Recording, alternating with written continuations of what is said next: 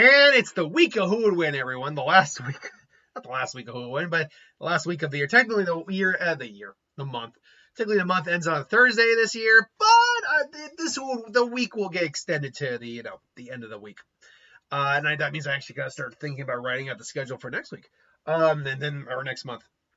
But from Joseph Benson M. I'm not going to try to butcher your last name because I do that enough at work sometimes. But Joseph Benson M.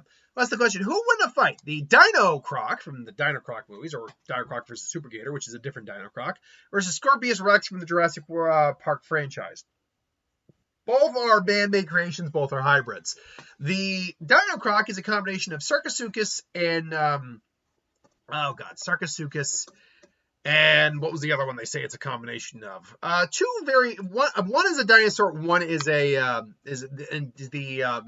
giant crocodile back from the Cretaceous period, or not Cretaceous period, but back from the dinosaur prehistoric times. Suchomimus, that's it. Suchomimus and Sarcosuchus imperius. It resembles a Spinosaurus theropod. It's much smaller than the infamous Spinosaurus, though theorized to be around the same size as Sarcosuchus, which is roughly speaking a 20-ish mid-foot long dinosaur of some kind. Because if it's the same size as Sarcosuchus, it'd be like 40 feet long. Let's see here. Appearance. It resembles a Spinosaurus there, but it's much smaller than the famous Spinosaurus. The size being closer to that of either Baryonyx or maybe a real Suchomimus. So yeah, and that's roughly speaking, it's still big, but more like 20. So if I highball it, we'll say 25 feet. It's still a very powerful predator. Can swim very well. Has a massive bite force. It's also got pretty thick skin, being resilient to highly resilient harm of bullets, and fire bombs appear to be less than lethal. It's demonstrated talent for stealth and prefers to use guerrilla tactics for basic hunting. Despite seemingly prevalence for stealth, the Dino Croc is no stranger to open combat when shown fighting Super Gator. And that's really all you get with this thing. It's just it's a TV, made-for-TV movie monster. Back when we got those a lot more.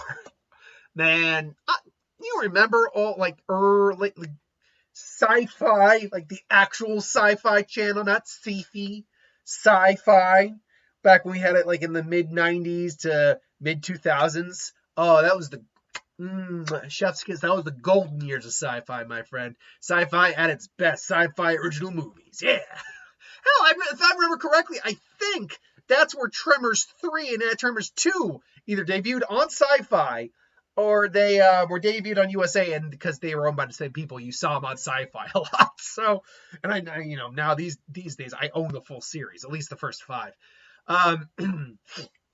Regardless, Scorpius Rex is its actual hybrid physiology. Give me 1 second here. I know there's raptor DNA involved. They call it Rex. I assume there's Tyrannosaur DNA involved as well, but I want to double check that to be certain. What I do know is they are still very capable hunters, very dangerous. They're not anywhere near as big as Dino Croc, though. The biggest ones are kind of reported to be around 11-ish to 12 feet, which makes them significantly smaller than Dino Croc. They are still voracious predators, dangerous as all hell, and carry a very special ability with those quills on their body, particularly on the tails, but the quills on their body are poisonous. That wasn't really explained how bad the poison is, but there is an antidote for the poison, which means there is a risk of a lethality when it comes to the poison. That said, however, this is, in my opinion, a pretty clear win for Dino Croc. The reason for that is this. Dino Croc already has a size advantage. One-on-one, the Scorpius Rex can't compete. And unfortunately, because the Dino Croc is resilient, is pretty much immune to bullets, more or less, he's more or less bulletproof, and firebombing, the quills probably aren't going to pierce its hide, which means the Dino Croc comes in, grabs it, just snaps its neck, or bites down, breaks its jaw, whatever. So on a one-on-one match, the Dino Croc's going to win. But they are known to work in groups. So let's think about this for a second. If, say, actually, I guess the question is, how many do I think it would take to put down the Dino Croc? Because again, we have to go with the at least the assumption that because this thing is more or less bulletproof and bomb-proof, those quills, unless it gets to say in the mouth, are not going to be able to really pierce its hide. However, because if it's going for a killing blow, it would go for the head almost certainly, or bite for the arm, which you see quills there, maybe bite the tail. The chances of it getting quills in its mouth aren't as impossible as it may seem. So if it's dealing with multiple of these things, kills the first one, bites down, and then gets quills in its mouth, now we're dealing with a scenario where, okay, that venom, that poison, may very well be playing a significant factor in. Okay, let's see. Scorpius Rex. How dangerous is that poison? Let me see here, because that's what's really going to break down how many of these things it would take to put him down. Let's see here. All right, so I'm looking for... let's actually discuss the physiology too. Is depicted as a medium-sized theropod being smaller than the Indominus, slightly larger than the Indoraptor, and bigger than a Velociraptor. Does it say exactly what went into making this thing? Hybrid of Carnotaurus, Tyrannosaurus Rex, Velociraptor, tree frog, and scorpion fish, which is clearly where the poison quills come from. Okay, the Scorpion's armed with a potent and formidable weapon comprising venomous spikes that are strategically positioned on its tail. Now, granted, they do say the venomous spikes are on its tail. That, if it is only on its tail and the other quills are more just for design, that does hinder this fight in the favor of the Scorpius Rexes. Okay, the venomous appendages possessed by these ancient reptiles possess the capacity to cause considerable damage, potentially resulting in the extinction of other dinosaur species. It's illustrated upon sighting a solitary stinger on a Sinoceratops. It exhibited signs of lethargy and debilitation, despite successfully eliminating the stinger autonomously. The circumstances potentially suggest that the existence of numerous stingers. Furthermore, the existence of 3 stingers on someone's body led to an almost fatal predicament until the appropriate antivenom was provided. The presence of various injuries to the Brachiosaurus together with its manifested disorientation prior to its class suggests that possibility of multiple stings. This implies the dinosaur may have been capable of being fatally affected by the venom. Okay. So, by the way, to the person who said, I hate this guy because he doesn't read from screen. You clearly tell he's reading from the computer. Bite me. Anyway, so even some things like a brachiosaur can be affected by this. That's a huge animal. So that means this guy is not going to be immune to the poison. He's just not. Now, granted, he might not go down immediately, but enough stings will probably put him down. However, even though the Scorpius Rex has all these quills on its body, it very much said the quills were on the tail. That's a really key problem with this fight here, is that unless they are able to aim for the mouth while it's open, or he bites down on the tail, or they get like an eye or something like that, there is really no way that they're going to be able to poison the Dino Croc. So then it just comes down to sheer numbers.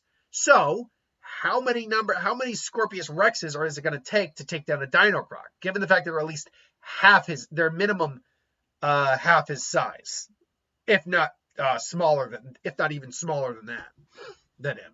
Because if we're looking at this picture right now, he's got a person in his mouth right now in that picture. They're not even lengthwise, they're not even reaching to halfway his body. That's how long he is compared to them. And he's standing much taller than they are too. That being said, you get 2 together, that's roughly the equivalent of him. You get 3. Okay, now he actually has to defend himself, but he has bigger arms. He's got a better bite strength. They're going to be throwing quills all the time. I would have to say, eventually, one of those quills has to end up in his mouth. I would have to believe that. It might take a while, and in the meantime, they're still going to come in and attack him. Like his hide is technically bulletproof from like piercings, but shredding after a while, eventually he's going to wound him. So I think he's going to take down at least 2 or 3. But the other problem with opening wounds on his body, even if they're not deep, is it gives more exposure to those quills. So I'm going to say it would take probably at minimum 4 of these things to put him down, because it's going to take 2 to 3 just to rip him up enough that they are able to get more openings on him. And if they're not all dead by the time the fourth one shows up to, help fight or throw quills, they're going to start throwing quills as well as keep attacking. Granted, I still think you would probably take at least 2 or 3 down, minimum. But I would probably it would take about 4 Scorpius Rexes to take him down minimum. But that's in a 1v multiple battle. In a 1-on-1 battle, he's taking out Scorpius Rex, no problem. That's, I think, a very clear answer. Because, again, his hide is too thick. That's the problem. He's described as being able to just shrug off gunfire, being relatively bulletproof, and fire bombs not even working on him, which means those quills are not piercing his hide. Hell, in real life, big crocodiles are semi-bulletproof. That's how strong their hide is. But I digress. So I would go Dino Croc in a 1v1, and I think it would take about at least 4 Scorpius Rexes to actually take down the Dino Croc. And if this were Indominus Rex, well, I don't think they're doing anything against the Indominus Rex. Really, I think Indominus Rex is really just going to crush these things under his bootstrap, or his boot heel. His dino boot heel, if you will. Of course, that's a different fight entirely, because, you can still do the Indoraptor versus Scorpius Rex, Indoraptor versus the Indominus Rex, Indominus versus Scorpius Rex. I know there are other hybrids you could theoretically do, 3-way fight. I digress. But anyway, thanks for watching. Hope you enjoyed. Like, comment, share, subscribe, and I'll see you folks for the next one. I'm going to pre-record my next 2 videos, so I'm completely caught up for tomorrow. Until then, thanks for watching. See you later.